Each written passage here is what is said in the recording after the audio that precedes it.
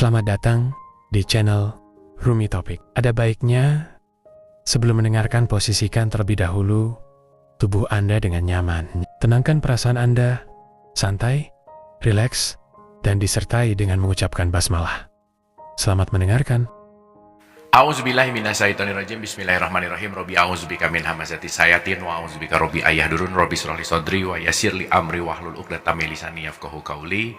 Assalamualaikum warahmatullahi wabarakatuh. Alhamdulillahirabbil alamin. Segala puja-puji milik Allah Subhanahu wa taala yang atas rahmat karunia kasih sayangnya kita beristiqomah di kajian kita ini, yang insya Allah mudah-mudahan senantiasa setiap kajian adalah jembatan untuk menuju kepada kesadaran, membawa kita menuju kepada kesejatian, dan selalu bisa menikmati, mensyukuri kehidupan ini, dan selalu bisa untuk belajar berserah seutuh-utuhnya kepada Allah Subhanahu wa taala, yang semua ini adalah syukurnya hidup kita, bagaimana kita menjalankan kehidupan ini, yang selalu kita bermunajat juga senantiasa semua kegiatan kita diridhoi oleh Allah Subhanahu wa taala. Amin amin ya Allah ya rabbal alamin.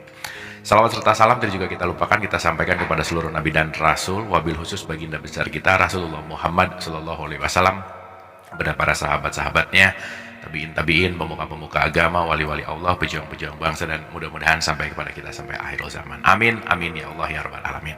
Kita last chapter Al-Fatihah ya, mudah-mudahan dari rangkaian panjang banget ya, tapi udah kita sepakati bahwa kita nggak perlu cepat-cepat beresin gitu ya, nggak perlu buru-buru beres ke chapter berikutnya, karena yang paling penting adalah bagaimana kita selalu mencari relasi dengan diri dalam setiap pembelajaran ini, karena relasi itu yang akan membawa kita menuju kepada kesadaran. Kita sebelum mulai seperti biasa, teman-teman, ibu dan bapak, kita hening dulu sebentar supaya santai, rileks gitu ya, supaya kita benar-benar kontemplasi gitu ya, karena sekali lagi kajian ini bukan untuk nambah data terus gitu ya, bukan untuk menambah ilmunya terus dalam tanda petik knowledge gitu, tetapi bagaimana si knowledge itu kita kontemplasikan, karena kontemplasi itu yang akan bertransformasi menjadi akhlak dan perilaku. Oleh karena itu ada baiknya kita menerimanya juga dalam keadaan santai, rileks, nyaman aja gitu.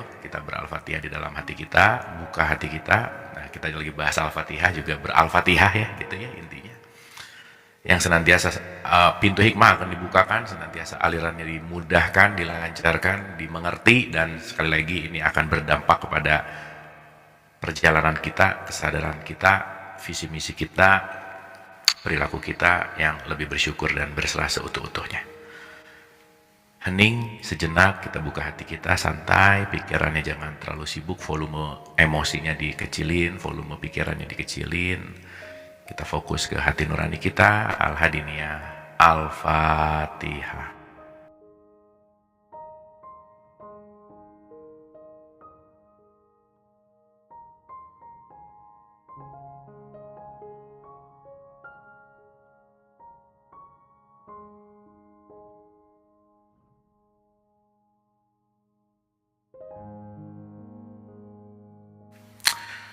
Amin amin ya Allah ya rabbal alamin. Hatur nuhun, terima kasih.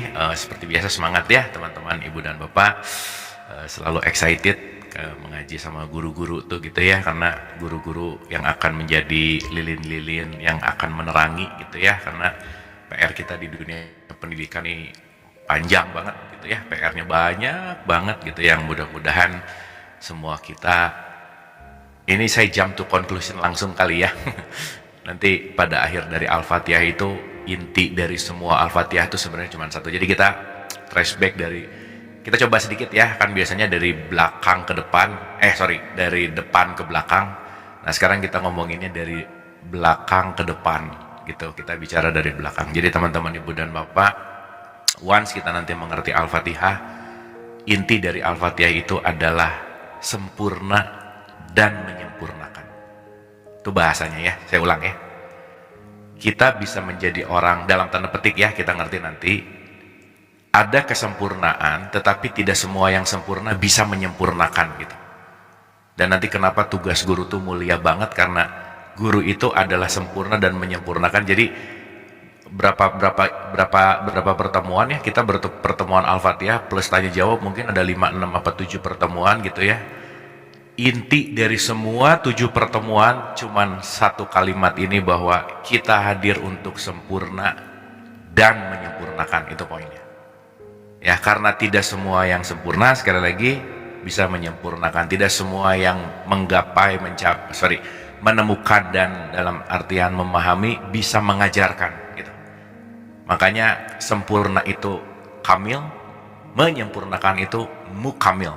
Jadi insan kamil, mukamil gitu. Itu top of the line-nya lah kalau nanti kita bicara gitu ya. Jadi nanti kita tinggal sisa satu ayat terakhir gitu ya, sisa ayat yang ke-7 gitu. Jadi mudah-mudahan Al-Fatihahnya bukan jadi hanya bunyi terus gitu, tetapi reflection, di mana Al-Fatihah ini jadi kunci. Kita udah bahas ulang-ulang ya teman-teman ibu bapak, induknya Quran tuh Al-Fatihah. Jadi 7 ayat ini nanti yang diurai dengan ribuan ayat itu gitu. Jadi menguasai Al-Fatihah, menguasai Quran in a sense gitu ya, dalam artian jadi inti dari Al-Fatihah tuh, inti dari Quran, inti dari petunjuk, inti dari semuanya tuh ya Al-Fatihah itu sendiri sih sebenarnya gitu. Makanya dalam beberapa fase kehidupan, nanti tahun depan kita bahas ulang misalkan gitu ya, pasti kita akan dapat sesuatu yang lebih esensi gitu kira-kira. Oke ya, sekarang kita kupas nih, apa makna dari sempurna dan menyempurnakan. Jus alpukat itu suci, tapi nggak boleh dipakai wudhu gitu ya. Jadi sesuatu yang suci belum tentu menyucikan gitu ya. Maka nanti apa ya, mengungkapkan sama katanya keren banget gitu ya, nanti kalau kita ngerti tentang Al-Fatihah ini, bahwa udah deh kita benar-benar menyatu untuk membersatukan gitu. Jadi kita penting untuk menjadi agen-agen persatuan pada akhirnya gitu intinya. Oke ya, bismillah ya. Kita review dulu sedikit teman-teman ibu dan bapak untuk bahasan Al-Fatihah ini. Jadi Al-Fatihah kita analogikan sebagai perjalanan suluk. Itu ya, perjalanan pencari Tuhan. Perjalanan menuju kepada ilahi gitu kira-kira. Dalam perspektif tasawufnya disebut suluk gitu. Maka perjalanan suluk itu selalu digambarkan seperti kita berjalan menaiki gunung. Tuh ya, makanya semua para nabi dan rasul tuh dapat petunjuk pasti lewat gunung lah dalam tanda petik gitu. Nah, maka kita ulang sedikit gitu. Perjalanan juga dalam artian sering diartikan dengan kata-kata safar gitu ya. Makanya kenapa sih Al-Fatihah diulang terus tiap sholat gitu, karena saya rasa esensinya tuh nggak pernah apa ya, kita selalu akan mendapatkan pembaharuan gitu.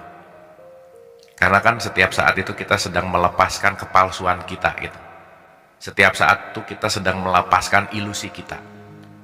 Jadi kalau orang belum sadar dirinya bercampur dengan ilusi, sama seperti orang pengen sembuh tapi nggak ngerasa sakit gitu. Orang yang menyadari dirinya sakit, kesempatan sembuhnya tinggi. Tapi ya kita tahu bahwa hari ini banyak orang yang nggak ngerasa dirinya sakit karena terlalu sibuk dengan penyakit orang lain gitu. Gitu ya. Jadi kenapa sih kontemplasi gitu? Kenapa sih kita benar-benar harus menyelam? Jadi kalau pernah dengar kata ikro, Nabi Muhammad disuruh ikro itu kan research sebenarnya. Ri itu ulang, search itu mencari. Jadi mencari ulang berarti mencari sesuatu yang udah ada gitu. Bukan nggak ada dan belum ada, bukan. Dan yang ada itu sekarang ketutup sama ilusi-ilusi. Nah, kita udah bahas ya. Ketutup sama sesuatu yang jauh gitu. Maka nanti kita akan mengerti bahwa ada kalimat berjarak dengan Tuhan. Berjarak ini punya makna yang luas gitu. Ada jarak ruang dan waktu, ada jarak kesadaran. Gitu ya. Kita mungkin sekarang dekatan sama orang di sebelah kita. Tapi mungkin kita akan lebih merasa dekat dengan ibu kita, ayah kita, pasangan kita, anak kita, meskipun jaraknya mungkin jauh. Nah sekarang how come Tuhan akan bisa berjarak dengan kita dalam konteks ruang dan waktu gitu. You never far away from Him gitu. Gak ada yang jauh dari Dia. Tetapi jaraknya tidak dibicarakan dalam konteks ruang dan waktu, enggak gitu. Tapi jaraknya nanti kita akan bicarakan dalam konteks kesadaran. Karena absennya kesadaran yang akan membuat kita menjadi jauh dari Dia gitu. Makanya nanti ayat terakhir itu kan setelah ihdinas siratal mustaqim, siratal ladzina an'amta alaihim, ada magdub, ada zolin. Ya di situ magdub itu artinya dimurkai. Nanti kita ngerti kalimat dimurkai itu apa. Dan ada juga yang sesat gitu. Clear ya? Tapi di balik itu hanya orang yang tersesatlah yang akan menemukan jalan. Kalau nggak pernah tersesat, nggak tahu dia tersesat gitu. Gitu ya, maka kita memang dibebaskan untuk tersesat, untuk menemukan jalan pulang. Maka pengajarannya Adam, dia salah dulu baru pulang. Spesialnya Adam, udah salah, dia mau pulang. Gitu. Clear ya? Jadi pelan-pelan teman-teman ibu dan bapak kita mengkonklusikan ini, mensummarizkan ini supaya Al-Fatihah ini benar-benar jadi the way of life kita, bukan dibacakan. Ingat ya, kalimatnya bukan disuruh baca Al-Fatihah kan, tapi beral-Fatihah. Beral-Fatihahlah kamu gitu. Bukan membacakan, karena kalau membacakan mah banyak yang pinter saya rasa. Banyak yang hafal lagi. Dan kadang kalau udah hafal tuh jadi otomatis. Kadang sesuatu yang otomatis tuh udah nggak ada kesadaran di situ. Gitu ya, makanya sholat itu kalau bisa jangan otomatis gitu. Tapi dihadirkan kesadarannya. Karena kalau sholatnya otomatis, ya udah cuman menggugurkan kewajiban, ngerasa udah sholat gitu intinya. Al-Fatihahnya juga udah otomatis aja. Ya, tahu-tahu tiba-tiba ngerti, selesai, paha, sadar, udah beres aja, Assalamualaikum, gitu intinya. Di tengah-tengahnya, in between-nya, mabuk gitu. Makanya, janganlah kamu sholat dalam keadaan mabuk. Means, kalau orang mabuk tuh nggak ngerti apa yang diomongin, nggak paham apa yang diucapkan, gitu ya. Nah, nanti kita paham juga, emang sih, banyak dari kita yang mabuk, gitu ya. Makanya sedikit dari kamu yang bersyukur. Mudah-mudahan kita mulai bangun dari mabuk-mabuk ini, gitu. Menuju kepada realitas-realitas. Karena banyak yang hari ini tidak bisa menerima realitas karena dia mabuk dengan keinginannya. Mabuk dengan ekspektasinya. Mabuk dengan penilaiannya, gitu. Yang akhirnya dirinya tuh jadi victim. Dirinya tuh jadi korban terus. Saya korban tuh karena kamunya begitu, sayanya jadi nggak bahagia. Saya tuh korban karena mereka begitu, sayanya jadi begini. Jadi korban terus gitu intinya. Padahal diri kita kan bukan victim ya. Hidup tuh anugerah. Gitu ya, makanya nanti ini akan ada berkaitannya dengan nikmat. Sampai nanti diulang-ulang di Ar-Rahman, nikmat Tuhan kamu mana yang kamu dustakan. Oke ya, bismillah ya teman-teman, ibu dan bapak, pelan-pelan kita review dari satu dulu. Mudah-mudahan ini akan jadi conclusion yang nggak susah, nggak ribet gitu ya. Mudah-mudahan ini jadi sesuatu yang easy gitu ya. Bismillah, mudah-mudahan dilancarkan. Banyak kitab, banyak source atau sumber untuk memudahkan ini. Tapi mudah-mudahan ini bisa diterima easiest way ya. Berusaha untuk menyampaikan dengan yang mudah, semudah-mudahnya. Ya, bismillah ya teman-teman, ibu dan bapak. Oke. Di awal kita udah bahas bahwa konteks mulanya inna lillahi wa inna ilaihi rojiun. Kita tuh mau pulang, gitu ya, mau kembali gitu. Nah, maka segitiga ini bahasan yang sangat, analogi yang sangat mudah untuk kita, bahwa ada perjalanan pertama naik menuju puncak, tapi kalau udah sampai puncak nggak ada pilihan lain kecuali turun gitu. Nah ya, ini mah hukum. Kalau udah top of the line ya harus turun dong gitu, nggak bisa enggak. Maka nanti ini berkaitan sama perjalanan, dalam bahasa Arab disebut Isra. Menanjak, menaik itu disebut Mi'raj gitu. Makanya nanti Isra Mi'raj itu sangat erat kaitannya sama sholat gitu intinya. Ya, kita udah bahas nih ya, Isra Mi'raj itu bukan, jangan cuman dongengnya aja gitu, jangan. Karena kadang-kadang kita itu euforia di dalam simbolisasi gitu, selebrasi gitu, memperingati Isra Mi'raj setiap tahun, tapi isinya nggak tahu isinya apa gitu. Ya, memperingati Isra Mi'raj, dah diperingati terus, tapi nggak dialami lagi gitu ya, kan sayang. Nah, kita tuh jangan-jangan memperingati sholat tapi tidak mengalami sholat gitu. Sama seperti orang yang berteriak Allahu Akbar tapi nggak kenal sama Tuhan, gitu intinya. Gitu ya. Nah, dalam perjalanan ini ada fase safar satu di mana kita tuh benar-benar nggak tahu apa-apa. Karena di surat 1678, kamu lahir tuh nggak tahu apa-apa. Tapi untuk tahu apa-apa dibekali tulusnya pendengaran, penglihatan, fuad, pikiran. Pendengaran sam'a, penglihatan basyar gitu ya, penglihatannya. Sama fuada, pikiran. Nah, si pendengaran, penglihatan, hati, akal, pikiran ini alat sekaligus juga ada seperti dua mata pisau. Dengan alat ini kita jadi mengisi diri kita menjadi identitas gitu kira-kira. Jadi mau nggak mau, suka nggak suka, kita semua terlahir udah langsung ditutup oleh yang namanya identitas. Kita udah bahas ya teman-teman ibu dan bapak, kita ini ruh yang dikasih kemasan jasad, di mana ruhani kita sekarang tertutup oleh identitas atau yang kita sebut sebagai psychological self. Identitas ini kalau dalam bahasa Arabnya disebut nafas atau jiwa gitu kira-kira. Maka pembersihan jiwa artinya pembersihan identitas, karena kalau identitasnya udah nol, baru kita bisa kembali kepada ilaihi rojiun, dalam konteks kembali kepada ruhani gitu. Makanya kenapa Iqra itu menyelami tanda-tanda Tuhan, ayat-ayat Tuhan. Kalau mau nyelam, bajunya dibuka dulu supaya nggak basah gitu kira-kira.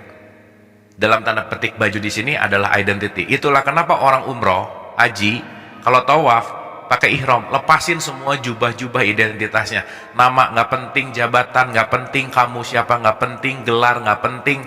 Karena nanti kalau kita melekat kepada semua identitas yang nanti outputnya adalah ilusi, sampai kapanpun kita nggak akan pernah masuk ke dalam safar berikutnya atau ke dalam kesadaran ruhani gitu.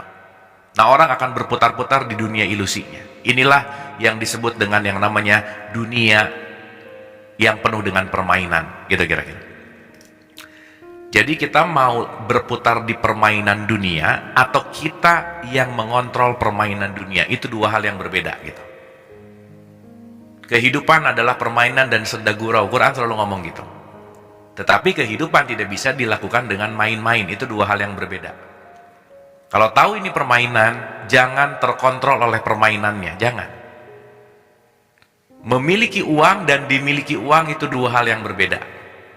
Meskipun dalam tahapan kesadaran paling dalam kita kan nggak punya apa-apa gitu ya. Tapi di tahapan awam anggap aja kita dapat uang sekarang, oh uang ini milik saya. Tapi jangan bertukar uang ini milik saya, yang akhirnya saya dimiliki oleh uang. Jadi uangnya jadi Tuhan nanti gitu. Gitu ya, akhirnya nanti power utamanya jadi ada di uang gitu, power utamanya nanti ada di jabatan. Makanya nggak mau kelepasan, nggak mau lepas jabatan, nggak mau lepas uangnya, melekat terus. Dan semakin melekat kepada sesuatu yang selain dia, semakin kita akan muter-muter di dunia ilusi, di kelas 1 terus gitu intinya. Kalau dalam tradisi Hindu Buddha disebut alam samsara gitu, penderitaan gitu. Maka penderitaan itu bukan masalah punya atau nggak punya uang, memiliki atau dimiliki uang. Penderitaan itu bukan masalah punya atau nggak punya jabatan, memiliki atau dimiliki oleh jabatan, gitu kira-kira. Jadi nanti pertanyaannya, kita ini memiliki dunia atau dimiliki oleh dunia, gitu. Gitu ya, makanya Imam Ali tuh keren banget. Saya mentalak 3 dunia deh, gitu. Dah, talak 3 dunia sama Imam Ali tuh ditalak 3, gitu, keren. Gitu. Ya, nggak mau gitu dalamnya dikotori sama dunia. Saya yang memiliki, bukan saya yang dimiliki, gitu kira-kira. Gitu ya. Nah, berarti kita memulai perjalanan benar-benar memiliki jarak dengan Allah. Dalam tanda petik ya, kita nanti paham. Jarak nanti kita bagi 2. Ada jarak secara fisikal, dalam konteks di sini kita berbicara ruang dan waktu. Bandung Jakarta 120 kilo secara fisikal, distance. Tapi hubungan sama Allah, hubungan sama Tuhan ini nggak berbicara tentang physical distance, nggak bisa. Karena kita udah bahas bahwa hubungan kita sama Tuhan seperti matahari dengan cahayanya. Nggak mungkin terpisah gitu. Seperti kita dengan cermin, bayangan di dalam cermin, itu nggak mungkin terpisah. Bahkan kalau lagi bercermin, kita bingung mana yang asli, mana yang enggak sebenarnya. Kalau ada orang ngelihat kita lagi bercermin, orang yang ngelihat kita nggak akan tahu mana yang asli, mana yang bukan asli gitu. Maka dalam tradisi Kristianity disebut you are imago Dei, the image of God. Dalam tradisi Islam disebut tajalinya Tuhan. Gitu ya. Atau mungkin dalam bahasa Jawanya disebut manunggaling kawula Gusti gitu. Karena nggak ada yang terpisah. Jadi tidak ada yang pernah jauh dari Tuhan. Gimana mau jauh, orang kita adalah matahari dan cahayanya. Matahari dan sinarnya. Nggak mungkin sinar ada tanpa ada mataharinya. Gitu ya. Makanya kenapa dinisbatkan di dalam Al-Quran, aku lebih dekat kepadamu dari ulat leher. Nggak ada yang lebih dekat kepada dia kecuali dirimu. Gitu ya. Makanya nanti ini akan berkaitan dengan kesadaran. Sekali lagi, kita bicara baik buruk dulu sederhana ya. Hal buruk terjadi dalam hidup karena kita mengabsenkan kesadaran. Udah itu aja. Makanya penting untuk selalu menghadirkan kesadaran. Maka kenapa Musa disebut atau Musa diketemukan sama Hadir?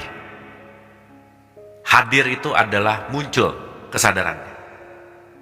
Kita udah pernah atau belum ya, tapi in a sense Musa itu simbol dari pikiran kan gitu. Karena kalau pikiran yang aktif, kita hanya mengulang-ulang data yang udah ada gitu. Maka orang banyak pikiran tuh muter-muter di level yang sama. Maka perlu kontemplasi. Begitu kontemplasi, kita akan menemukan sesuatu yang baru. Makanya kalau mikir terus, dia hanya muterin yang ada, data yang ada gitu kira-kira. So that's why semua ajaran agama pasti mengajarkan kita menjeda dengan pikiran. Gitu ya. Nah, ini penting banget gitu. Makanya nanti di puncak di sini tuh pikirannya udah lepas banget gitu. Makanya dalam bahasa kisah, ketika Nabi Muhammad ketemu sama Tuhan, Jibril udah nggak ikut di situ gitu. Knowledge udah nggak ikut. Beyond knowledge, bukan nggak ada knowledge, bukan. Bukan nggak ada pikiran, bukan. Tetapi beyond dari pikiran, melampaui pikiran. Berarti kalau melampaui pikiran, kita perlu menjaga jarak dengan pikiran. Berarti kalau perlu menjaga jarak, kita harus bisa memisahkan antara diriku dan pikiranku gitu. Nah, hari ini banyak orang yang nggak bisa begitu. Kenapa? Nggak pernah latihan.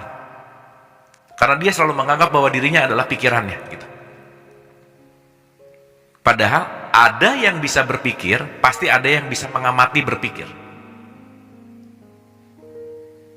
Maka kalau bahasa sekarang dalam konteks meditasi, meditasi adalah wahana untuk kita berjarak dengan salah satunya dengan pikiran.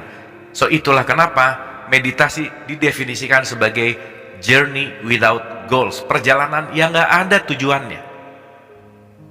Karena kenapa? Kita diajarkan untuk menikmati prosesnya. Once terlalu tujuan minded, goals minded, banyak kekecewaan aja. Nah, begitu kita menikmati proses, kita akan hadir utuh di sini saat ini. Karena kita banyak akan ditarik ke besok kemarin, besok kemarin, besok kemarin. Ya besok kan nggak ada ya sebenarnya. Kita hanya punya the eternal now. Kita cuman mampu ada di sini. Bisa nggak kita keluar dari saat ini coba? Nggak bisa. Cuman pikirannya yang lagi keluar, kitanya nggak bisa. Gitu ya. Maka segala sesuatu yang datang ke kita bisa menjadi milikmu, tetapi tidak bisa menjadimu. Ya, nanti kita renungkan kalimat ini. Bisa menjadi milikmu, tapi tidak bisa menjadi dirimu. Karena dirimu itu fitrah. Gitu ya. Apa yang kita miliki bukan diri kita, itu maksudnya. Tapi kalau kita lupa, kita merasa bahwa harta itu punya kita, jabatan itu punya kita, maka begitu dilepas, sakit gitu. Ya, makanya nanti kita ngerti juga bahwa hidup adalah proses detachment. Dalam pandangan filsafat, hidup adalah penderitaan. So that's why kita perlu skill untuk menderita dalam hidup. Nah, jadi skill menderitanya dinaikkan. Karena di situ nanti kita akan menemukan cahaya. Maka Rumi selalu mengatakan, cahaya adalah tempat cahaya. Luka adalah tempat cahaya untuk masuk gitu. Gitu ya. Oke, ini pertemuan pertama kira-kira ngomongin ginilah. Oke ya. Bismillah ya, pelan-pelan ya. Sampai sini oke, teman-teman, ibu bapak clear ya? Suara aman ya? Kalau udah suaranya mulai nggak enak, suaranya mulai nggak oke, boleh untuk dikasih tahu di komen di chat. Sekali lagi, dilarang serius, ambil cemil-cemil boleh, silakan ya. Oke, ya, yang jangan sambil tidur-tiduran, takut ketiduran. Itu yang penting ya. Oke, pokoknya santai aja, relax aja ya. Bismillah, bismillah. Oke, sambil dengar, sambil cari relasi ke dalam gitu ya. Saya ulang-ulang itu tuh. Kadang yang belajar tuh gini, sambil dengar, sambil mikirin bener nggak ya, bener nggak, boleh lah gitu juga gitu. Tapi nanti capek gitu. Tapi cari relasinya aja dulu ke dalam gitu. Gitu ya, karena nanti kita ngerti bahwa semua kesejatian nggak ada di luar. At the end, sayanya nggak penting lah gitu. Omongan ini nggak penting. Ini cuma jembatan untuk menuju gitu. Jadi abis ini jangan kata si Abu, abis ini jangan kata menurut, jangan. Kalau masih katanya pokoknya belum yakin gitu. Karena keyakinan itu datang dari benar-benar experience. Maka kontemplasi gitu ya. Bismillah ya. Oke. Nah, pelan-pelan ya, pelan-pelan. Oke. Jadi gini. Di awal banget itu ada kata-kata Bismillahirrohmanirrohim. Nah, udah jelas tuh. Berarti kalau diawali dengan, kita udah ulang-ulang ya teman-teman ibu bapak, kita nggak nyalahin siapa-siapa, nggak merendahkan siapa-siapa, tetapi kita belajar lebih detail. Bismillah itu bukan dengan menyebut nama, tapi kita udah bahas panjang lebar, tapi berbicara tentang atas nama. Berarti kalau atas nama ada jarak dengan siapa yang mengatasnamakan. Berarti di sini masih ada jarak gitu. Makanya masih ada di suluk satu. Makanya masih adanya di bawah nih. Kalau di gunung tuh masih starting point gitu kira-kira. Belum naik nih. Maka kita udah bahas juga ulang-ulang. Bismillah, Alhamdulillah, Ar-Rahmanir-Rahim, Malik Yaumiddin. Ini talk about God. Berbicara tentang Tuhan, bukan berbicara kepada. Makanya nanti berbicara langsungnya di waktu iya kak gitu. Berbicara tentang dulu nggak apa-apa. Berarti masih ada jarak gitu ceritanya. Ya, saya mudahkan bahasanya, masih ada jarak. Contoh. Teman-teman janjian bertiga, yang baru datang ke kafenya cuman berdua. Si dua orang ini lagi ngomongin orang yang ketiga belum datang. Itu namanya talk about siapapun. Begitu si yang ketiganya datang, baru talk with, bicara dengan gitu. Jadi 1 sampai 4 itu belum sadar siapa dirinya yang sejati, makanya masih ngomongin atas nama gitu. Karena nanti begitu pandangannya lebih dalam, kita ngerti bahwa dari keragaman itu cuman muncul kesatuan. Jadi kalau kita masih melihat yang beragam, kita lupa ada kesatuan di situ gitu. Gitu ya, makanya nanti disebut ketauhidan. Kalau kamu melihat yang oneness, kalau kamu melihat yang menyatunya, kamu akan benar-benar mengenal siapapun dan apapun. Karena kamu akan sadar bahwa ternyata di dalam sebuah keberagaman, di dalam semua keberagaman terdapat satu ketauhidan, sumber yang sama. Berarti udah mulai mengurang menilai orang lain. Udah mulai nggak pernah jarang judgment, menjelekan. Kenapa? Karena mulai sadar bahwa semakin nanti naik ke atas, mulai sadar bahwa dirimu adalah aku yang lain, ragam diriku dalam bentuk lain, tapi kamu dan aku tuh ya sama gitu. Sama tuh dalam artian dari sumber yang sama gitu kira-kira. Mau aqua, mau amidis, dua-duanya mineral water. Kita mau lihat mereknya atau isinya, itu poinnya. Nah kalau jaraknya makin jauh, yang dilihat pasti cuma mereknya. Makanya berantem nih sekarang. Merek A sama merek B saling mengkafirkan, menerakakan gitu. Intinya, semakin ke puncak gunung, semakin universal. Dah gitu intinya. Jelas ya, kalau kita nggak semakin universal, mau belajar Quran, mau belajar agama, belajar apapun, semakin eksklusif, there is something wrong sama arahnya. Ya tapi nggak apa-apa juga ya, gitu. Karena semuanya pasti akan mengalami perjalanannya masing-masing gitu. Jadi kalau makin belajar makin benci orang lain, kelompok lain, sudut pandang yang lain, Nah, itu penting untuk direnungkan gitu. Karena target akhirnya wa ma arsalnaka ila rahmatan lil alamin. Jadi kalau mau disimpelkan sih ya teman-teman, ibu bapak, ini super konklusi sih ya.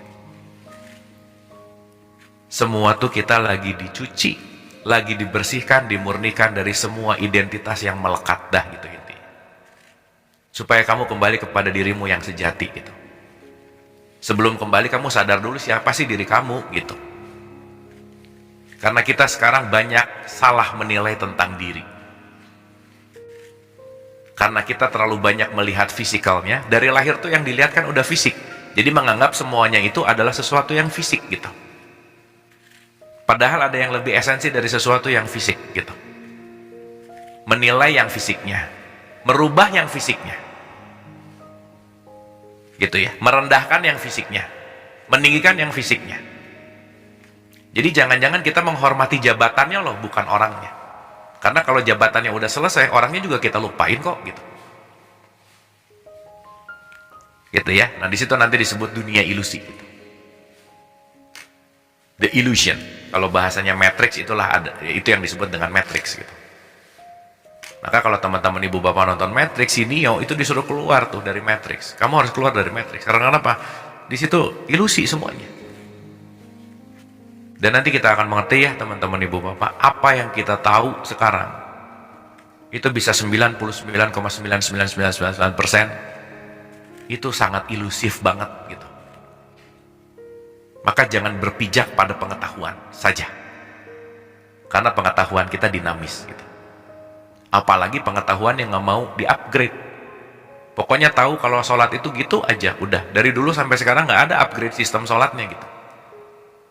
Akhirnya cuma jadi olahraga aja gitu misalnya. Kan sayang ya gitu. Ya, bismillah ya teman-teman ibu bapak ya. Saya straight to the point. Untuk 1-4 saya rasa kita skip aja karena kita udah bahas ulang-ulang. Jadi kalau bicara tentang bismillah berarti mengingatkan bahwa kamu tuh hamba loh ya, gitu kira-kira. Hanya atas nama. Berarti kalau masih ada hubungan atau keterpisahan antara hamba dengan Tuhan, di sini masih terpisah. Padahal kan nggak ada yang terpisah. Meskipun di sini ada 59 layar yang berbeda. Gini-gini ya, ibu bapak, supaya gampang dulu nih. Ibu bapak boleh perhatiin zoomnya masing-masing. Di sini ada 59 kotak nama-nama yang berbeda. Kalau kita ngelihatnya satu-satu berdasarkan nama, oke? Kita akan melihat ada perbedaan antara nama A, nama B, nama C, nama D. Tapi ibu bapak relax dulu sebentar, terus agak mundur jauh ke belakang. Ibu bapak cuma ngelihat layar. Berarti nama-nama yang berbeda ini ada di layar yang sama. Clear ya? Berarti kalau ada di layar yang sama, ini semua tuh tidak berpisah, tetapi menyatu dalam layar yang sama gitu. Maka kalau kita pakai kesadaran layar, yang kita sadari bahwa semua kita di dalam layar yang sama. Meskipun di tiap kotak ada wajahnya masing-masing, ada profile picture-nya masing-masing, tapi jangan lupa kita datang, kita ada, kita eksis di dalam layar yang sama. Sehebat apapun layarnya bagus, nggak ada listrik, mati juga gitu kira-kira. Ya, kita udah bahas bahwa listrik adalah ruhnya, aplikasi adalah jiwanya, layar adalah jasadnya. Gitu ya, maka kita ini penyatuan antara jasad, jiwa, dan ruh gitu. Dan kita udah ulang-ulang itu gitu. Oke ya. Jadi supaya nanti ngelihat sesuatu tuh ada jedanya dulu. Ngelihat orang yang nyebelin, iya. Begitu nyebelinnya muncul, saya berarti lagi ngelihat satu kotak. Tapi mundur dulu dong, step back. Oh ternyata antara dia dengan saya ada di layar yang sama. Berarti dia itu saya yang lain dalam layar yang sama. Nyebelinnya dia cuman mau mengingatkan saya bahwa saya tuh masih punya sifat seperti itu. Gitu kira-kira. Karena semuanya adalah cerminan. Dalam perspektif ini ya, semuanya adalah cerminan. Karena kalau kita nggak ngelihat cermin, paling susah ngelihat wajah sendiri gitu. Maka yang hadir ke kita itu pasti cermin. Jadi jangan nyalahin Tuhan terhadap semua ujian-ujian hidup. Bukan. Kenapa? Uniknya hidup, kita yang bikin soal, kita yang nyelesain soal. Gitu kira-kira. Dapat ya? Kita udah bahas itu tuh. Soalnya nanti kalau nggak nyalahin Allah, nyalahin setan. Oh, setan tuh paling kasihan lah, dikit-dikit disalahin gitu. Gitu ya. Ntar setan komplain gitu. Enak aja. Kan saya nyuruh, kamu yang ngikutin. Nah, yang salah mah yang ngikutin, bukan yang nyuruh gitu. Makanya sifat setan salah satunya adalah memberikan nasihat. Nah, gitu. Jadi kalau senangnya ngasih nasihat mulu, hati-hati juga gitu. Tuh ya, karena di situ ada terselubung kesombongan-kesombongan tipis. Nah, itu kira-kira. Clear ya? Ya, bismillah ya. Paham nih? Oneness satu kesatuan, manyness tuh keterpisahan. Sok coba renungin, ibu bapak ngelihat sekelilingnya, pasti pohon di situ, ini di sana, gunung di sana, matahari di sana. Pasti mikirnya kebanyakan berpisah. Nggak ada relasi antara saya dengan semua yang saya lihat. Padahal kita ada di layar yang sama gitu. Itulah kesadaran tauhid nanti. Nah, di situ nanti kita bicara dalam kesadaran la ilaha illallah. Begitu kita udah nyampe ke titik leburnya, oh ternyata yang saya lihat cuma dia ya gitu. Maka di Al-Baqarah 115, kemana saja kamu menghadap, disitulah wajahku. Ya, kemana saja kamu menghadap, disitulah wajahku. Oke, ya, bismillah. Oke, ini cepat aja ya teman-teman ya. Jadi Al-Fatihah itu perjalanan yang jaraknya jauh menuju kepada penyatuan peleburan di sini. Jadi ayat 1, ya Allah, aku ini adalah hamba. Yang masih menyatakan aku hamba, engkau adalah Tuhan. Berarti di sini masih ada jarak. Nggak apa-apa.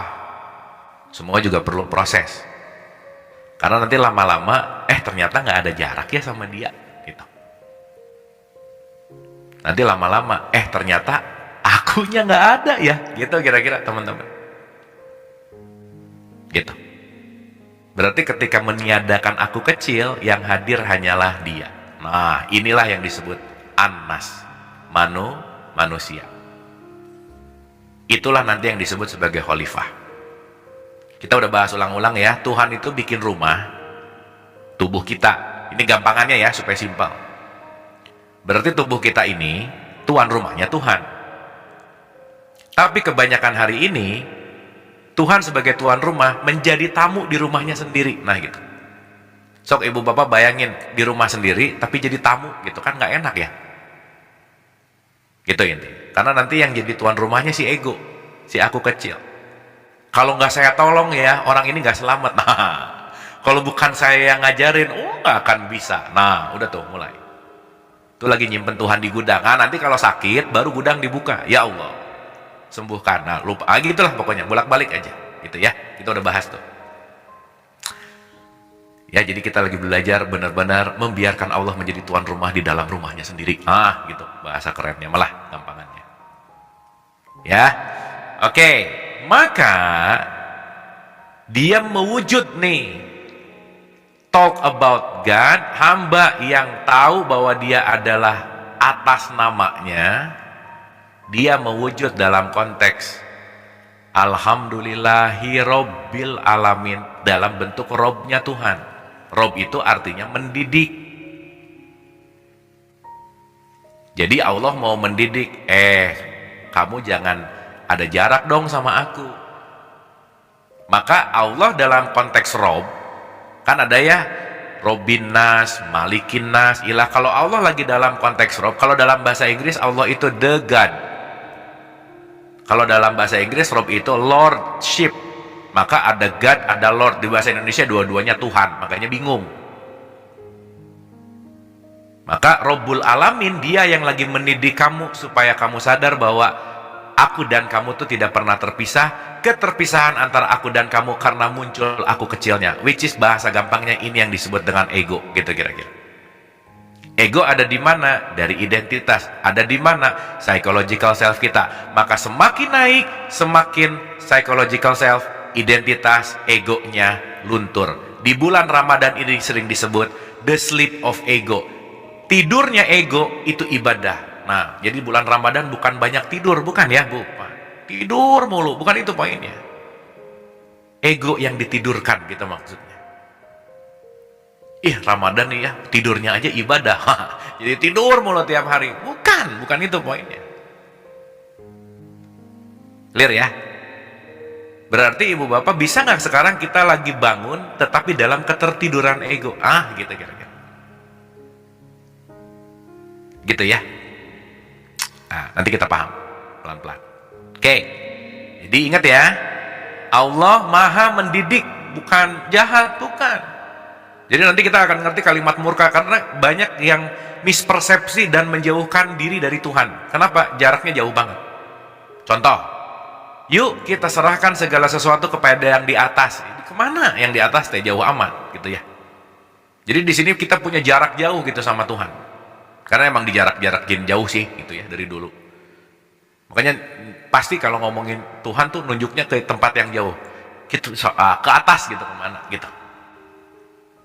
Aneh sih ya, paradoks, padahal Allah ngomong juga aku lebih dekat kepadamu dari uratnya. Kenapa sih pada ngerasa jauh dari aku gitu intinya. Habis gitu nyari Tuhannya jauh lagi, udah jauh nggak ketemu lagi gitu. Ya makanya kenapa waktu di surat Al-Quraisy jangan menyembah rumahku dong, yang disembah pemilik rumahnya gitu. Kan ada ya teman-teman ibu bapak yang doa tuh bawa doa kayak list belanjaan bulanan gitu di depan Ka'bah teriak-teriak gitu. Seakan-akan Tuhan tuh di situ. Yang nggak apa-apa juga sih. Yang seakan-akan kalau di Cilandak gitu ya, di Cipete gitu, di Bintaro itu doa tuh nggak didengerin gitu. Makanya ada mustajabah doa di mana, di tempat di sini gitu. Doa kencang-kencang. Enggak gitu, bukan gitu poin. Ingat ya, jaraknya bukan ruang dan waktu gitu, bukan. Tapi kesadaran. Ketika kesadarannya hadir, dirimu dan aku tidak berjarak lagi. Maka ketika Rumi cerita, ada satu hambanya ngetuk rumah pintu Tuhan, begitu dia tok tok tok. Tuhan nanya, siapa di luar? Aku. Tuhan ngomong, tidak ada dua aku di sini. Nggak ngerti nih si hambanya. Beberapa puluh tahun datang lagi, tok tok tok. Siapa di luar? Engkau. Baru dibukain. Karena hanya ada satu aku di sini gitu. Gitu ya. Sip ya, teman-teman ya, paham ya? Mudah-mudahan dapat nih. Oke.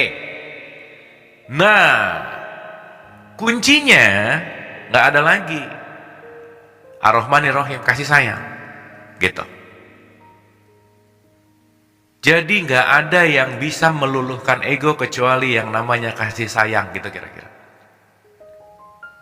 Maka kalau orang ego dibalas sama ego, jadi egonya kuadrat. Tapi orang ego diisi kasih sayang, egonya akan menurun, gitu kira-kira. Karena powernya Tuhan itu adalah di surat 6 ayat 12, aku adalah kasih sayang. Jadi kalau ngomongin diri sejatimu itu adalah kasih sayang. Jadi kalau kamu lagi marah-marah, lagi benci-benci, lagi iri-iri, lagi dengki-dengki dan seterusnya, kamu lagi keluar dari dirimu yang sejati, lagi masuk ke alam ilusi gitu. Nah nanti betah di alam ilusi, lupa aja sama diri sejatinya. Karena nanti kasih sayang itu menciptakan, menampilkan damai, damai itu menciptakan happiness. Jadi teman-teman ibu dan bapak, kita tanpa apa-apa tuh udah bahagia gitu. Justru yang membuat bahagia karena banyak apa-apanya. Maka bahagia jangan dicari. Nggak ketemu. Kenapa? Orang kamu adalah bahagia kok gitu. Gitu ya kira-kira.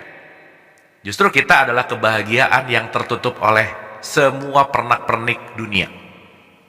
Jadi kalau mau bahagia gimana? Detachment dong. Jangan dicari bahagianya. Karena kalau dicari nanti ketemunya kesenangan. Dan itu biasanya nyarinya di objek, di hubungan, di benda, materi. Ngerasa bahagia tapi padahal lagi menumpuk kesenangan. Karena kesenangan itu nanti kita akan ngerti umurnya pendek. Dan sun akan banyak kekhawatiran, akan banyak kecemasan, akan banyak kekecewaan. Karena kenapa? Kita menganggap kesenangan itu adalah kebahagiaan gitu. Bahasa gampangnya, kalau masih ada syarat, udah pasti bukan bahagia aja. Aku tuh happy kalau kamu udah jauh aja gitu. Aku tuh kalau pokoknya banyak kalaunya aja gitu. Itu banyak syarat. Jadi unik ya, semua pengen bahagia, tapi yang bikin syarat dan kategorinya juga diri sendiri gitu. Tapi yang disalahin orang lain gitu. Ya, udah paling gampang lah, paling enak tuh. Nanti nyalahin inflasi lah, nyalahin dolar lah, nyalahin inilah, inilah, sosial media lah, dan seterusnya. Oke ya. Malik Yaumiddin. Nah, di situ mulai menyatu. Sehingga berjumpa di sini iyyaka na'budu, udah. Psychological self-nya lepas, identitasnya lepas, di sini aku kecilnya hilang. Di sini yang disebut dengan penyatuan. Berbicara direct kepada dia. Di sini yang disebut dengan yang namanya ahad, menyatu. Berarti di sini udah punya ada level yang berbeda kesadarannya. Ihdina siratal mustaqim, tunjuki jalan yang lurus. Ingat ya, kita udah bahas tuh.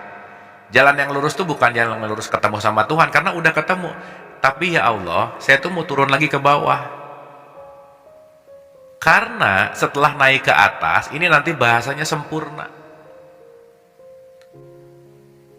Dan kesempurnaan ini ingin saya bagikan untuk menyempurnakan. Maka kita turun lagi ke bawah. Karena nanti di bawah banyak yang ngantri nih. Pengen naik ke atas. Itulah Nabi Muhammad selalu mengatakan umati, umati, umati, umati, umati. Kalau boleh milih ya, ibu bapak, kalau waktu itu Nabi Muhammad egois, udah ketemu Tuhan, udah aja bareng terus sama dia, beres. Tapi karena beliau punya kesadaran yang luar biasa, yang dia pikirin, gimana ya umatku supaya sampai ke puncak gitu kira-kira. Nah di situ turun lagi tuh. Di situ menyebarkan.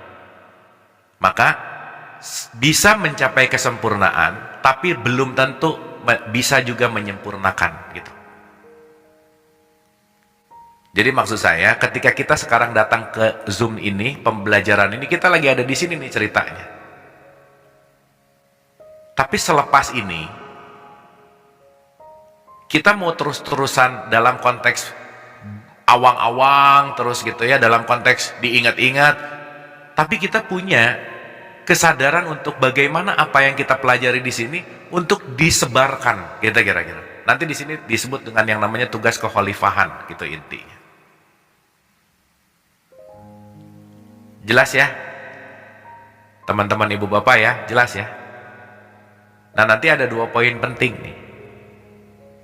Yang di atas nggak turun-turun, dalam bahasa tasawuf inilah yang disebut dolin, atau yang disebut dengan yang namanya sesat, gitu kira-kira. Dalam tanda petik ya, nanti kita ngerti.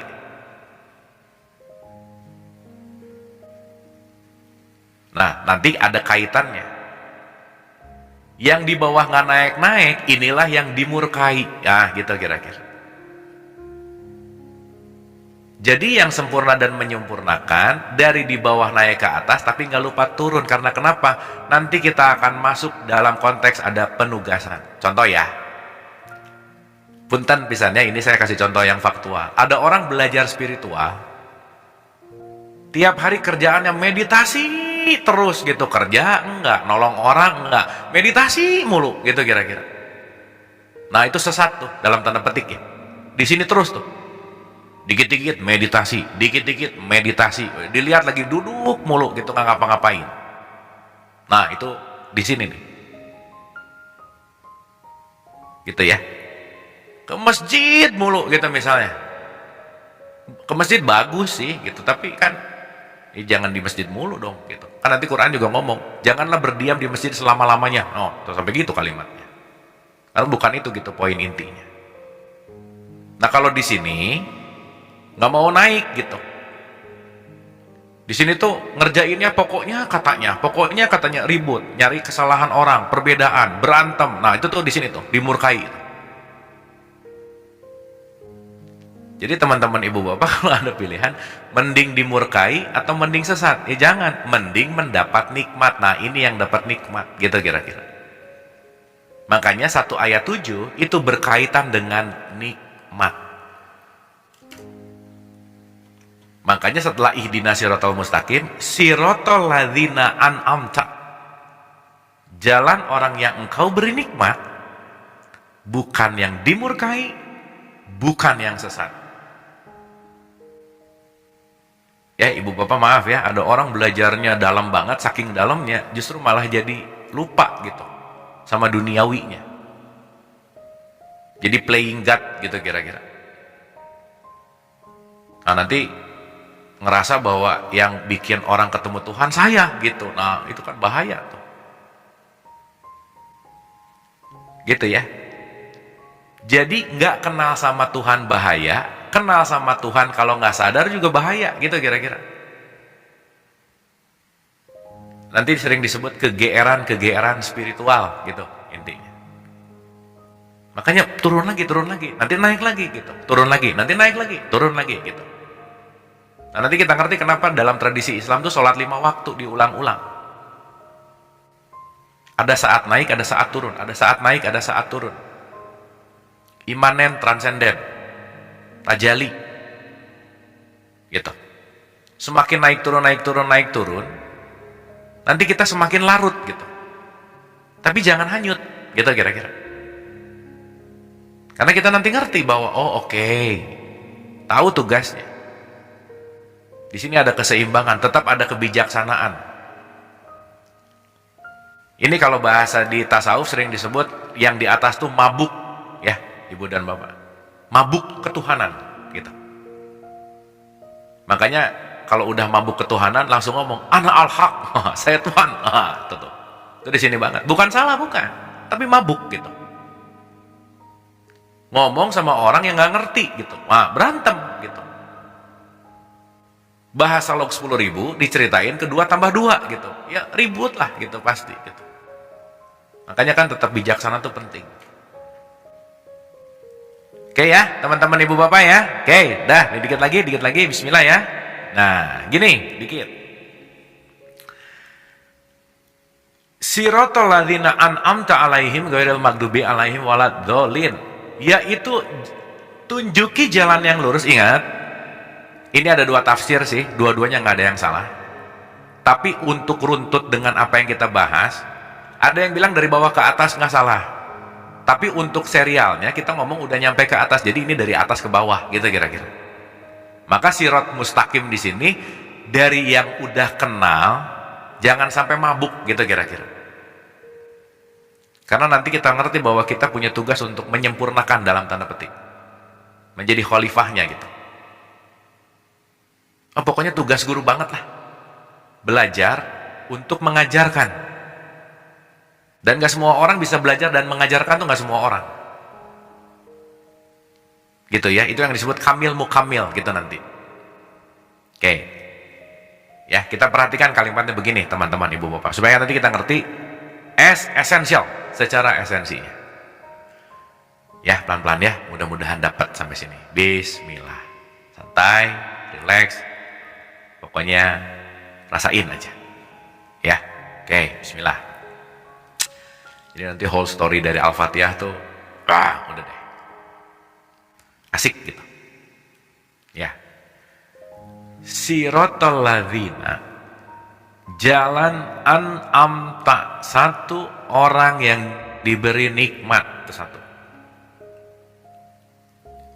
Bukan jalan mereka yang murka, bukan jalan mereka yang zalim, atau yang disebut dengan sesat.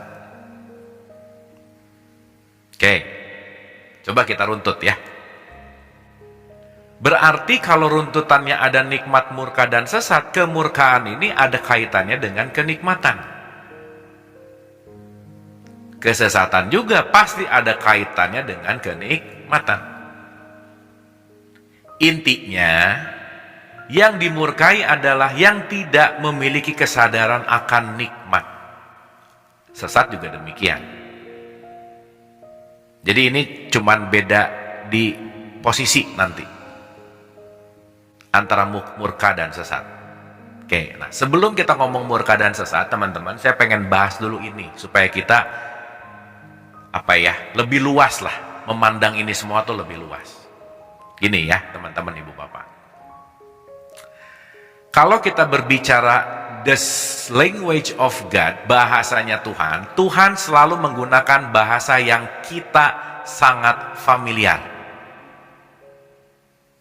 Berarti dia akan menggunakan suatu bahasa yang sangat familiar dengan pengertian kita, pemahaman kita, emosi kita, perasaan kita, supaya kita setidaknya ngerti apa yang ingin disampaikan oleh Tuhan itu sendiri, gitu kira-kira. Maka perhatiin deh, Quran itu kalimat-kalimatnya, surat-suratnya familiar. Sapi familiar banget sama kita. Lebah, gajah, laba-laba, itu semua dibikin familiar supaya kita, oh setidaknya seperti ini, setidaknya bisa menggambarkan. Maka ini pun berkaitan dengan emosi. Gitu ya. Maka dalam sifatnya Tuhan, ada yang disebut mutakalim. Tuhan maha berkata-kata. Berkata-katanya menggunakan bahasa. Jadi kalau Tuhan ngomong murka, anggap aja ada orang lagi murka banget, kayak gitulah kira-kira gitu. Tapi bukan Tuhan pemurka, bukan. So, feeling didesain untuk dikenali. Maka ketika feeling dikenali, disitulah bahasa yang akan kita bisa serap dalam konteks bahasanya Tuhan itu sendiri, gitu kira-kira. Sampai sini oke ya, teman-teman ya. Jadi kalau ada kata-kata kabura maqtan indallahi an taqulu ma la taf'alun, aku benci banget, bukan Tuhan Maha Pembenci, bukan. Kalau kamu ngomong nggak sesuai dengan, kalau kamu melakukan nggak sesuai dengan omongan kamu, kira-kira orangnya bakal gimana sih? Ya benci, udah pasti, gitu kira-kira. Paham ya? Jadi jangan diasosiasikan Tuhan Maha Pembenci, Maha Pemurka, wah pokoknya jahat gitu kelihatannya, sangar, sadis, bukan. Itu mau menggambarkan tentang konteks yang namanya bahasa. Sekarang kita pahami dulu dalam konteks yang namanya mutakalim, maha berkata-kata. Oke ya, sekarang kita gini. Teman-teman, ibu bapak pernah marah nggak kira-kira? Pasti dong. Pertanyaannya, kenapa bisa marah? Karena marah itu pasti affected by something, teriritasi oleh sesuatu. Dan nanti kita mengerti bahwa kita pakai bahasa ya, makanya kalau kita pakai dua, ada kata-kata rahmat, dirahmati, lawannya kata-katanya marah, amarah. Ini dua-duanya affected by something. Dalam konteks pasti ini akan ada kaitannya dengan affected tuh terpengaruh lah, ada pengaruh dari sesuatu gitu. Maka rahmat secara bahasa artinya kasihan, dipengaruhi karena ngelihat orang yang kayaknya lapar, nah dipengaruhi karena orang yang kelihatannya menjelekan, nah itu bisa keluar yang disebut rahmat dan marah. Apa yang ingin disampaikan di sini? In a sense, ini semua adalah ekspresi, nah gitu kira-kira. So, marah adalah ekspresi. Maka, kalau dengar kata-kata mutakalim berkata-kata, ini tidak hanya berbicara masalah suara. Teman-teman, ibu bapak, mau tahu nggak marah yang paling serem? Itu namanya silent treatment. Kalau udah marah tapi nggak ngomong, oh udah itu paling serem aja. Dah, beres. Tuh. Diam aja udah, wah udah beres aja. Itu mengerikan. Ditanya, oke, udah, wah udah aja. Tuh sangat meresahkan lah. Silent treatment itu sesuatu yang sangat meresahkan gitu. Jadi orang cuma ngomong selesai, itu bisa mengekspresikan marah. Dan yang paling pintar mengekspresikan marah adalah mulut. Nah udah, wah udah, kalau mulut udah ikut campur, wah udah tuh ekspresi macam-macam aja, A sampai Z muncul gitu kira-kira. Gitu ya. Berarti kalau mau mengekspresikan segala sesuatu ekspresi, segala sesuatu yang asalnya tidak tampak menjadi tampak. Itulah yang disebut berkata-kata, atau dalam artian mutakalimnya Tuhan.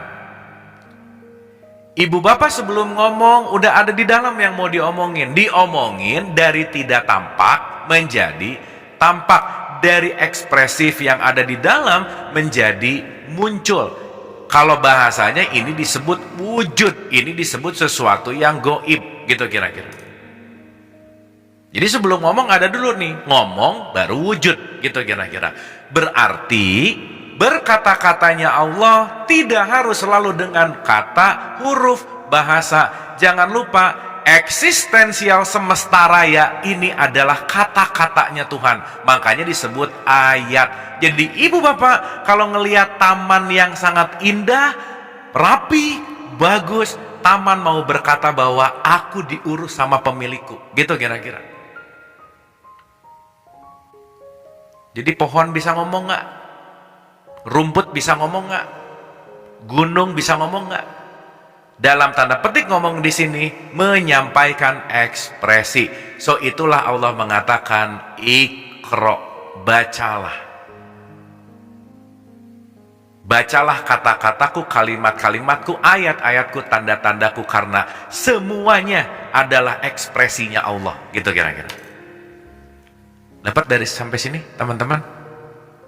Ngerti ya? Jadi nanti kalau ada kata-kata ayat-ayat Allah itu jangan langsung ngomong atau hanya bicara bahwa tulisan yang hurufnya Arab. Bukan. Taman yang gak kerawat itu menunjukkan ingin mengatakan bahwa aku tidak dirawat. Awan yang gelap itu ingin mengekspresikan bahwa sebentar lagi akan turun hujan. Oke ya? Berarti ada nggak yang tidak berkata-kata sama kita? Nggak ada. Intinya semuanya mau menyampaikan pesan. Nah, itu poinnya. Dan pesan tidak harus melulu dalam bentuk tulisan. Tidak harus dalam bentuk melulu kata-kata, suara. Jadi Allah bukan bersuara tapi mewujudkan suara. Karena Allah tuh bukan punya mulut, bukan punya pita suara, enggak. Tapi suara itu sendiri, itulah perwujudan dari ekspresinya Tuhan. Sampai sini oke ya teman-teman ya? Dah, sampai sini dulu aja. Nanti kita ngerti lebih dalam. Saya ulang. Supaya nanti dengar kata murka, jangan langsung Allah marah, benci, mengazab. Bukan. Ya, supaya nanti kita ngerti kemurkaan ini apa maksudnya, gitu intinya. Oke ya. Nah, sekarang kita renungkan begini. Berarti, kita ulang ya. Kalau tadi di 1 ayat 7, yaitu jalan orang yang engkau beri nikmat, bukan mereka yang dimurkai. Berarti kemurkaan ini satu ekspresi yang berkaitan dengan nikmat. Nah sekarang kita ngerti dulu. Nggak mungkin ngerti dimurkai kalau nggak ngerti apa itu nikmat. Nah teman-teman, kita pakai beberapa perspektif ya. 1, definisi nikmat adalah sesuatu yang melebihi modal. Itu nikmat namanya. Contoh, modalnya 10, dapatnya 100. Nah nikmat banget. Itu 1 ya. Tapi kebanyakan orang lupa, kita hidup juga nggak pernah punya modal sebenarnya. Maka hidup adalah anugerah. Hidup itu adalah kenikmatan. Lebih daripada modal. Orang kamu nggak ngemodal kok. Jadi kalau kamu nggak pernah ngemodal, jangan pernah merasa hidup ini rugi. Gitu kira-kira. Apa ruginya? Orang ngemodal aja enggak. Dapat ya? Berarti orang yang bisa menikmati sesuatu, orang yang menyadari bahwa semuanya hanyalah konteks dari ekspresinya Allah. Maka nanti ada kaitannya dengan kemana saja kamu menghadap, di situ adalah wajahku. Ya, to the point aja. Ini panjang banget ceritanya. Gini deh teman-teman ibu bapak. Ciri-ciri utama orang yang diberi nikmat adalah dia mulai sadar kalau semuanya hanya Allah. Nah, itu orang dapat nikmat.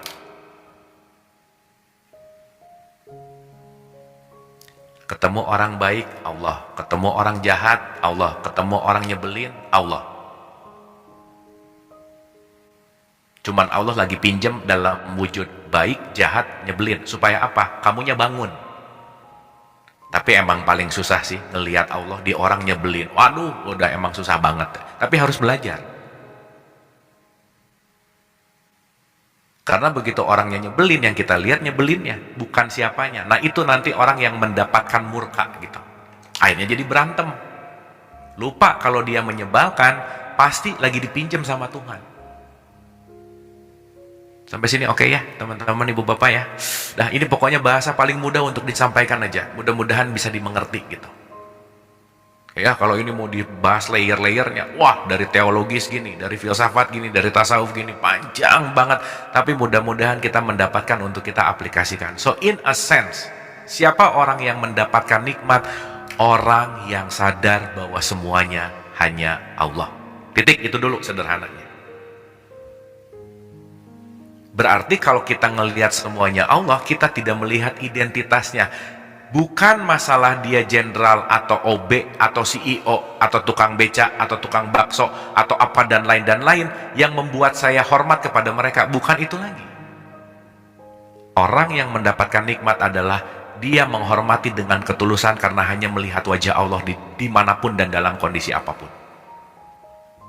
Makanya nggak beban. Kalau saya hormat gara-gara jabatannya, oh lepas jabatan udah nggak hormat lagi, jadi beban. Orang biasa dielu-elukan karena jabatan, habis jabatannya lepas nggak ada yang mengeluh-elukan, jadi beban, nggak nikmat banget gitu. Itulah yang disebut kesenangan yang menipu, kata Quran. Sementara gitu. Oke ya.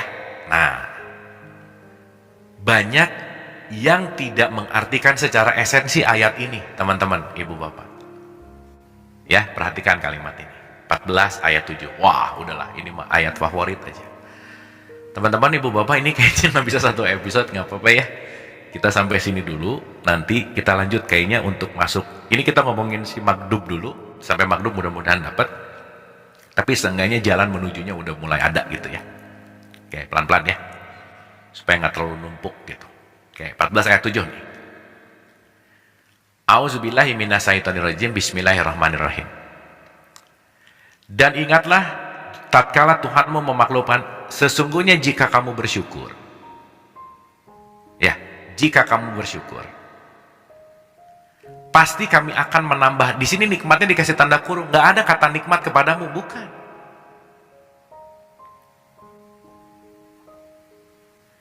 La azidana kum, bukan la azidana ni'amakum, nggak ada, ni'amakumnya nggak ada di sini, tapi ni'makum. Konteksnya, bahasa aslinya, kalau kamu bersyukur, kamu yang akan saya tambah. Ini orang semua berpikir kalau saya bersyukur, saya dapat mobil baru.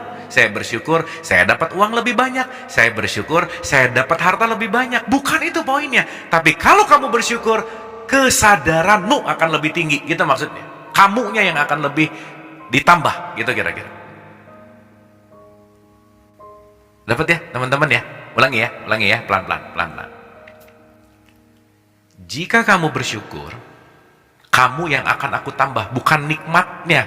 Apalagi nikmat yang berbicara konteksnya materialistik gitu. Ini rata-rata kebanyakan berpikir, aduh bersyukur, nanti nambah mobil baru, nanti nambah uang lebih banyak gitu. Wah nanti tenang aja, nanti kalau kamu bersyukur ditambah rezekinya lebih banyak. Terus rezeki itu mikirnya adalah uang. Padahal teman-teman mohon maaf ya, hikmah adalah rezeki yang paling tinggi. Kesadaran. Karena punya uang gak punya kesadaran, menderita juga hidupnya. Gitu ya. Karena jarak kita sama Tuhan sekali lagi tidak di ruang dan waktu, tetapi di dalam konteks yang namanya kesadaran. So in a sense, kita bikin simpel nih.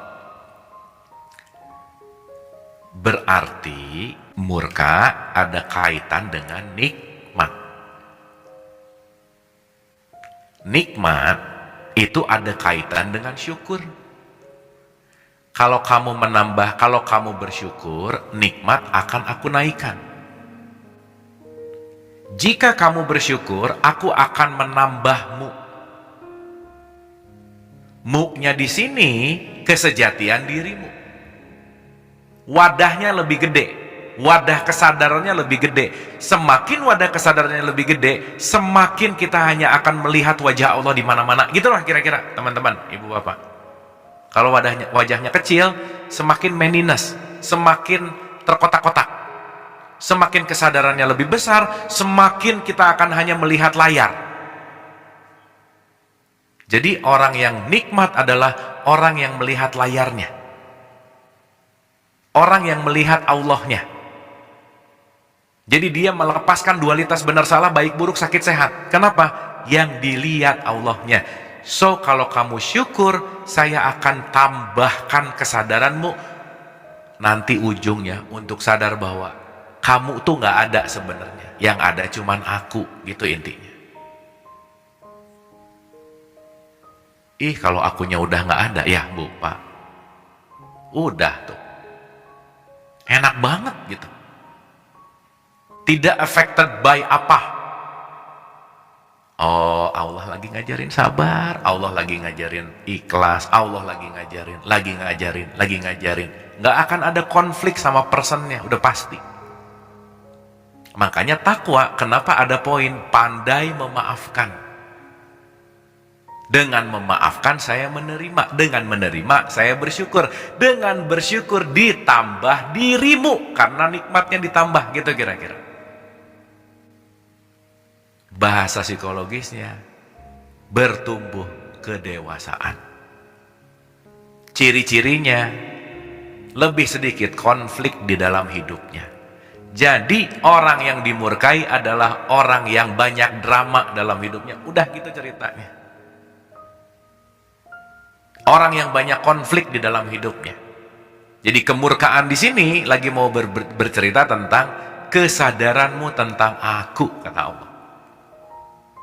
Maka orang yang dikasih nikmat adalah orang yang menyadari hadirnya Allah. Jelas ya teman-teman, ibu bapak ya? Clear ya? Dikit lagi ya. Kita balik lagi ke Al-Fatihah. Nanti asik konklusinya, asik aja. Bismillah ya. 1 ayat dari 6. Ihdina siratal mustaqim, udah ketemu. Turun tuh. Turun tuh bawa nikmat dia. Kenapa? Ketemu Tuhan barusan. Ini analogi ya teman-teman ibu bapak ya. Kesadaran gitu maksudnya. Ketemu kesadaran gitu. Ciri-ciri dapat kesadaran salah satunya tuh banyak nah gitu. Udah mulai tuh. Itu nikmat tuh. Nah gitu. Ohnya tuh melepaskan. Ngerti gitu. Karena tidak mengertilah kita marah. Kalau udah ngerti nggak akan marah. Dan dari marah ke ngerti, itu tergantung latihan kita seberapa banyak, seberapa niat, seberapa kuat. Karena itu rentang waktunya bisa panjang banget. Bisa-bisa ngertinya 6 tahun yang akan datang gitu. Jadi 6 tahunnya suffer. Maka banyak orang yang nunggu dapat baru bersyukur. Saya bersyukur deh kalau dapat ini. Nunggu, terus nggak dapat, nggak bersyukur. So pertanyaannya, why wait? Kenapa harus nunggu? Karena bersyukur mah nggak perlu ada alasan. Saya kayaknya mau sedekah deh kalau uangnya udah banyak. Ngapain nunggu uang banyak terus sedekah? Justru dengan bersedekah, si banyak itu akan hadir. Banyaknya bukan bentuknya bukan berupa hanya materi, bukan. Kesadaran kamu. Kalau kesadarannya udah tinggi, nggak akan dibatasi oleh materi. Karena banyak orang yang mendefinisikan kesenangan hidupnya dengan uang yang banyak, harta yang banyak, jabatan. Tapi kalau udah dapat nikmat kesadaran, nothing lah. Nanti kita ngerti bahwa nikmat Tuhan mana lagi yang kamu dustakan. Emang dari bangun tidur kita nggak langsung dapat nikmat? Bagaimana kita bernapas? Bagaimana mangkuk makanan hadir di depan meja makan kita? Berapa ratus juta orang yang terlibat dalam satu mangkuk makanan makan siang kita yang selalu kita komplain terhadap makanan itu? Berapa lama dari mulai matahari yang menyinari tanah yang membuat jadi padi, di mana perlu campur tangan para petani, di mana semuanya perlu proses, di mana di situ ada distribusi dari sini ke sana ke sini, sampai akhirnya satu mangkuk kita berhadapan dengan semesta yang kita tidak syukuri. Gimana tuh? Nikmat Tuhan kamu mana yang kamu dustakan? Even kita lagi makannya aja nggak hadir utuh di sini saat ini gitu. Lagi makan pikirannya udah meeting, di tempat meeting pikirannya udah di tempat rumah, di rumah pikirannya di tempat makan, dan seterusnya. Nikmat Tuhan mana lagi kamu dustakan, sehingga di situ dikatakan sedikit dari kamu yang bersyukur. Maka kita akan selalu terattach kepada sesuatu hal yang disebut dengan ilusi gitu kira-kira. Jadi wajar nggak Al-Fatihah kita baca tiap hari nih gitu intinya. Untuk apa? Kembali kepada nikmat gitu. Karena hanya orang yang attach, melekat kepada sesuatu di luar, disitulah yang disebut yang dimurkai. Karena kemelekatan itu merendahkan nilai aku di dalam dirimu, gitu kira-kira bahasa sederhananya. Oke, teman-teman, sip ya. Ini mau dilanjutin sekitar 1,5 jam lagi, jadi saya rasa waktunya nggak cukup gitu. Dan saya rasa ini opening act dulu gitu ya untuk 1 ayat 7 gitu, karena ini bakal jadi final ayah gitu ya, ayat terakhir di Al-Fatihah. Tapi at least kita udah mulai kenal rangkaiannya gitu. Siratal ladzina an'amta, magdub, zolin. Nah, nanti kita ngerti lebih dalam apa itu magdub, apa itu zolin gitu. Tetapi yang paling penting kita sekarang ngerti dulu bahwa ingat, kalau kamu bersyukur, kamunya yang aku akan tambah, bukan uangnya. Kamunya. Kamu yang sejati, means kesadarannya. Karena kalau punya kesadaran dalam kondisi apapun, nggak akan tergoyahkan atau affected by. Ya meskipun affected by juga nggak jauh dan nggak lama, balik lagi lah ke titik netral gitu kira-kira. Nah di situ kita akan mulai memiliki pandangan yang lain tentang hidup gitu. Semakin bersyukur, semakin akan mengatakan life is beautiful. Gitu ya. Yang mudah-mudahan Al-Fatihah ini selalu membawa kita untuk mensyukuri kehidupan. Oke, teman-teman, ibu dan bapak, tolong ini diulang-ulang lagi. Gitu ya. Tolong ini disadari lagi. Tolong ini di replay lagi. Pertemuan yang akan datang kita beresin, abis gitu kita tanya jawab. Insya Allah beresinnya nggak terlalu lama lagi, gitu ya. Abis gitu kita tanya jawab, apa yang perlu didiskusikan, apa yang perlu ditanyakan, kita diskusi di pertemuan yang akan datang. Tapi jangan lupa beberapa catatan Al-Fatihah ini diulang lagi kalau bisa, supaya nanti kita straight hanya untuk berbicara nikmat, murka, sesat.